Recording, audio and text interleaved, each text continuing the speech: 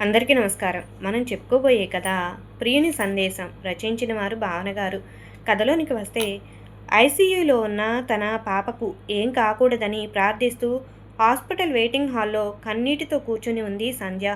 అప్పుడే డాక్టర్తో మాట్లాడి వస్తున్న కిరణ్, బాధపడకు, మనం పాపకు ఏం కాదు అన్నట్లుగా తన భార్య సంధ్యను గుండెలకు హత్తుకుని ధైర్యం చెబుతున్నాడు.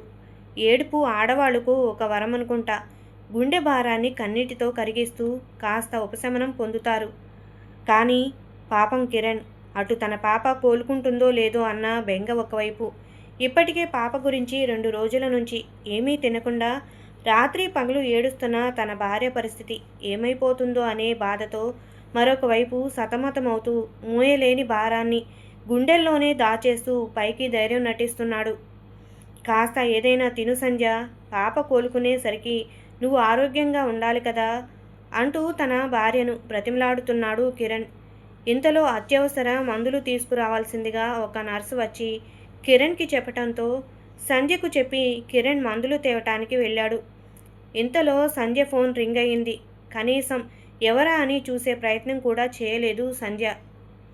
గత 2 రోజుల నుంచి పాప ఆరోగ్యం గురించి తెలుసుకోవటానికి, సంధ్యను పరామర్శించటానికి ఏదో ఒక ఫోన్ వస్తూనే ఉంది. ఫోన్ మళ్ళీ రింగ్ అయింది. ఈసారి ఎవరా అని చూసింది. కానీ అది ఒక అన్నౌన్ నంబర్ నుండి. సంధ్యకు ఎవరితోనూ మాట్లాడాలి అనిపించటం లేదు. అటు తల్లిదండ్రులు, ఇటు అత్తమామల ఫోన్ తప్ప ఇంకా ఏ ఫోన్కి రెస్పాండ్ అవ్వట్లేదు సంధ్య.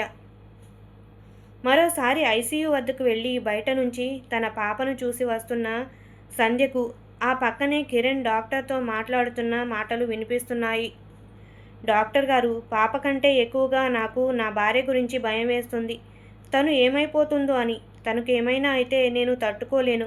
మీరే ఎలాగోలా తనకు కాస్త ధైర్యం చెప్పండి ప్లీజ్ అంటూ కన్నీటితో డాక్టర్ని అభ్యర్థిస్తున్నాడు. సంధ్య మరింత బాధపడింది.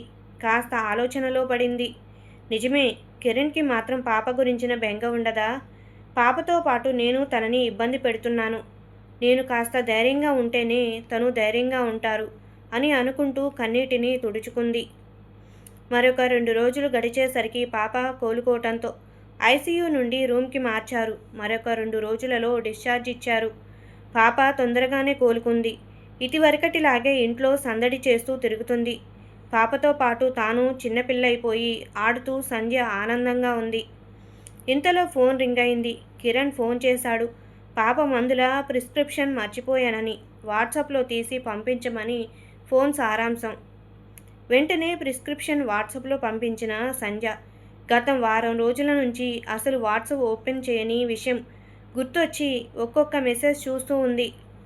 ఇంతలో మరో సందేశం వచ్చింది ఒక అన్నౌన్ నంబర్ నుండి. ఆ రోజు తను హాస్పిటల్లో ఉన్నప్పుడు ఫోన్ వచ్చింది. ఈ నంబర్ నుంచే కదా అనుకుంది సంధ్య. వెంటనే ఓపెన్ చేసింది. ఎలా ఉన్నావు సంధ్య? నా మీద కోపం పోలేదా? నాతో మాట్లాడటం నీకు ఇష్టం లేదా అని ఉంది. వెంటనే ప్రొఫైల్ చూసింది. ఒక అందమైన కీచైన్. అంటే తను అనుకున్నది నిజమే. ఆ కీచైన్ తను ఎంతో ఇష్టంగా కొనిచ్చిన కీచైన్. అంటే ఉదయ్ ఇప్పటికీ ఆ కీచైన్ దాచుకున్నాడా అనుకుంటూ ఒక దశాబ్దం తరువాత మాజీ ప్రియుడు నుండి సందేశం వచ్చినట్లుగా గుర్తించింది సంధ్య. ఉన్నట్టుండి గుండె వేగం పెరిగింది. రిప్లై ఇవ్వబోతున్న సంధి చేతులు చిన్నగా వణుకుతున్నాయి. ఆనందము, బాధ తెలియని స్థితిలో కన్నీరు చెక్కిలిని సృష్టిస్తుంది. ఎలా ఉన్నావు ఉదయ్? మీ కుటుంబ సభ్యులు అందరూ బాగున్నారా అంటూ రిప్లై ఇచ్చింది. సంధ్య నుంచి వచ్చిన రిప్లైకి కాస్త ఆనందపడిన ఉదయ్, సంధ్య నీతో ఒకసారి మాట్లాడొచ్చా అని సందేశాన్ని టైప్ చేస్తుండగా అతని ఆలోచనలు గతం వైపు పరుగులు పెట్టాయి. సంధ్య, ఏంటి ఉదయ్, ఏదో మాట్లాడాలి అన్నావు? ఉదయ్, ఎలా చెప్పాలో అర్థం కావట్లేదు సంధ్య. సంధ్య, ఏమైంది? నన్ను మర్చిపో సంధ్య. నీకు తెలుసు కదా, మొన్ననే మా నాన్నగారు చనిపోయారు. బాబాయ్ పిల్లలు కూడా మా ఇంట్లోనే పెరుగుతున్నారు. ఇప్పుడు ఇంటి బాధ్యత మొత్తం నాపైనే ఉంది. 2 అక్కలు, ఒక చెల్లి, తమ్ముడు, వారి పెళ్లి బాధ్యత నాపైనే ఉంది. వారందరూ జీవితంలో స్థిరపడితే కానీ నేను నా గురించి ఆలోచించలేను. సంధ్య, అదేంటి ఉదయ్ అలా మాట్లాడుతున్నావు? నేనేమైనా నీ బాధ్యతలకు అడ్డా? నీ కోసం నేను ఎప్పటి వరకైనా వెయిట్ చేస్తా. ఉదయ్, ఖచ్చితంగా ఒక 2 ఏళ్ళు, 3 ఏళ్ళు అని తెలిస్తే ఎదురు చూడొచ్చు. కానీ ఎప్పుడు తీరం చేరుతానో తెలియని వ్యక్తి కోసం ఎంతకాలమని వెయిట్ చేస్తావు? నా స్వార్థం కోసం నీ జీవితాన్ని బలి చేయనా? సంధ్య, నీ జీవితం నా జీవితం అని కొత్తగా మాట్లాడుతున్నావు. ఏంటుదయ్, మన జీవితం అంటూ కలలు కన్నాంగా ఇన్నాళ్ళు. ఉదయ్, కలలు వేరు, వాస్తవాలు వేరు సంధ్య. అర్థం చేసుకో. నీకు ఇప్పటికే సంబంధాలు వస్తున్నాయి. మంచి సంబంధం చూసి పెళ్లి చేసుకో. సంధ్య, నేను బాగానే అర్థం చేసుకున్నాను. నువ్వే అర్థం చేసుకోవట్లేదు ఉదయ్. ఒకే ఒక్కసారి మా ఇంటికి వచ్చి మా నాన్నగారితో మాట్లాడు. తర్వాత నీ కోసం ఎన్నాళ్ళైనా ఎదురు చూస్తాను. ఉదయ్, ఏం మాట్లాడను సంధ్య. నా బాధ్యతలన్నీ తీరే వరకు నీకు పెళ్లి చేయొద్దని చెప్పనా మీ నాన్నగారితో? అసలు ఆయన అభిప్రాయం తర్వాత ముందు నాకు ఇష్టం లేదు. ప్రేమను అడ్డుపెట్టుకుని గమ్యం తెలియని నా జీవితం కోసం నీ జీవితాన్ని ఎదురుచూపులతో కరిగించటం. ప్రస్తుతం నేను పరిస్థితులకు బందీని, బాధ్యతల వలయంలో చిక్కుకున్న బహుదూరపు బాటసారిని. సంధ్య, ఇద్దరము కలిసి ఆలోచించి మంచి నిర్ణయం తీసుకుంటే ఏ పరిస్థితులు మనల్ని ఏమీ చేయలేవు. ఉదయ్, సంధ్య, నువ్వు ఎన్ని చెప్పినా నా నిర్ణయంలో మార్పు ఉండదు. పరిస్థితులను ఎదిరించలేని పరికివాడిని నేను. ఈ క్షణం నాకు నా ప్రేమ కంటే నా కుటుంబం ముఖ్యం. నన్ను క్షమించు. సంధ్య, నన్ను ప్రేమించినప్పుడు గుర్తు రాలేదా నీ కుటుంబం?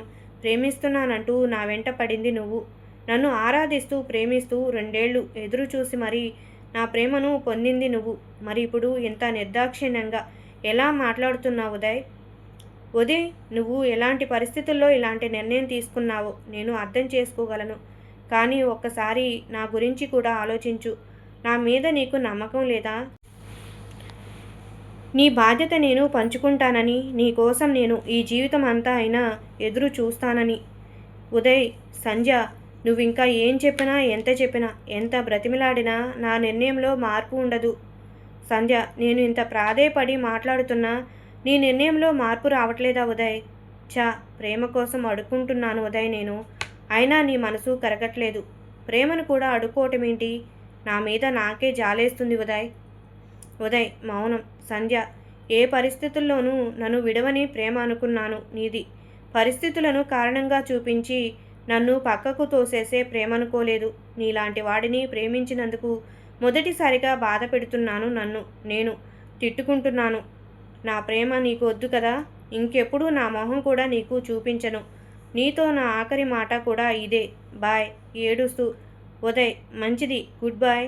ఏడుస్తున్న సంధ్యమోహం వైపు కూడా చూడకుండా, ఆ క్షణం నువ్వు బాధపడినా పర్వాలేదు, నీ జీవితం బాగుండాలని నా ఆరాటం అని మనసులోనే అనుకుంటూ వెనుతిరిగి వెళ్ళిపోయాడు.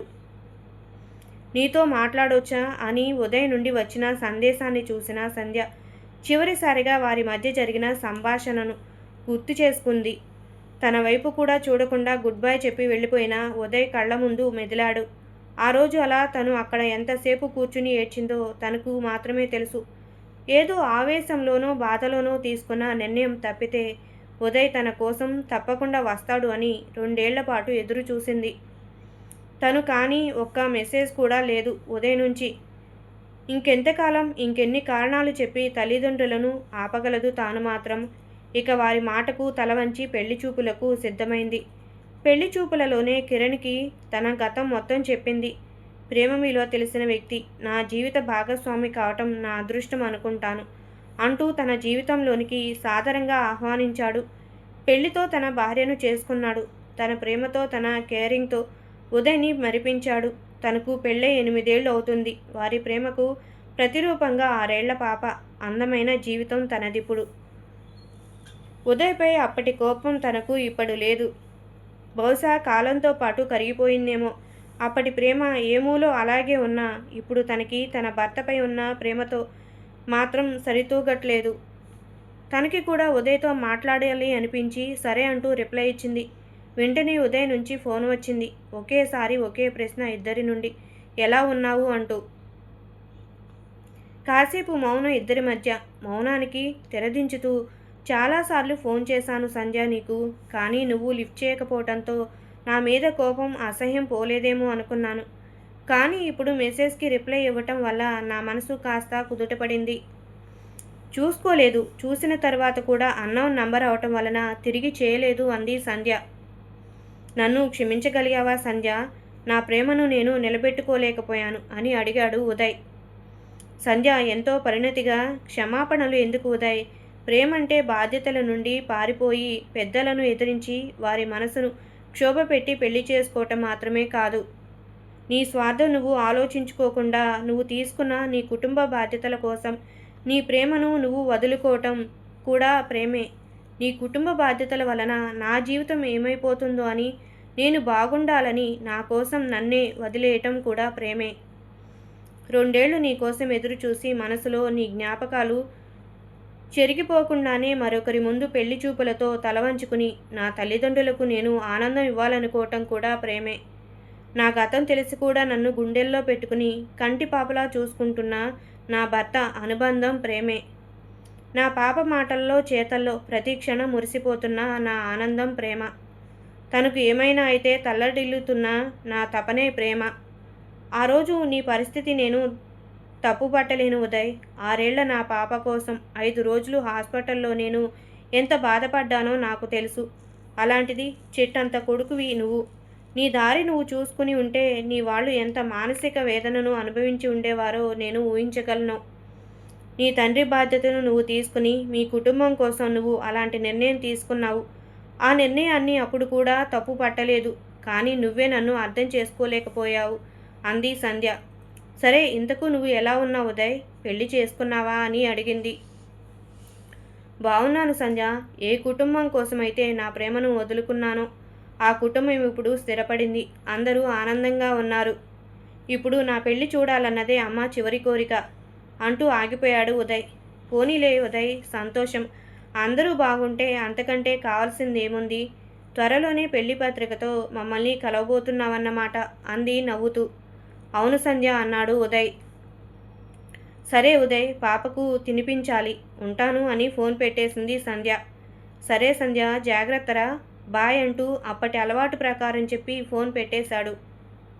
నిజానికి నా పెళ్లి గురించి చెప్పి మిమ్మల్ని పిలవటానికి నీకు ఫోన్ చేశాను సంధ్య. అమ్మ కోసం పెళ్లికి ఒప్పుకున్నా అనే కానీ నిన్ను వద్దు అనుకున్న క్షణం నుంచి ఈ క్షణం వరకు వేరొకరిని నా మనసులో ఊహించలేకపోయాను. అదే నిస్వార్థం, అదే మంచితనం. నీ మనసులో, నీ మాటల్లో ఇప్పటికీ అదే స్వచ్ఛత. నిన్ను పొందలేకపోయినా నేను నిజంగా దురదృష్టవంతుడిని. కానీ నువ్వు ఆనందంగా ఉన్నావు, నాకు అది చాలు. ఇప్పుడు నేను పిలిచి నువ్వు నా పెళ్లికి వచ్చినా నిన్ను ఎదురుగా పెట్టుకుని వేరొకరి మెడలో తాళి కట్టలేను. అందుకే ఫోన్ చేసినా పిలవలేకపోయాను అనుకున్నాడు ఫోన్ వైపు చూసుకుంటూ. మందులు పట్టుకొని వచ్చిన కిరణ్ ప్రేమ గురించి తన భార్య చెబుతున్న మాటలను వింటూ నుంచుండిపోయాడు. ఫోన్ పెట్టేసిన సంధ్యకు ఎదురుగా పాపను ఎత్తుకుని తన భర్త కనిపించాడు.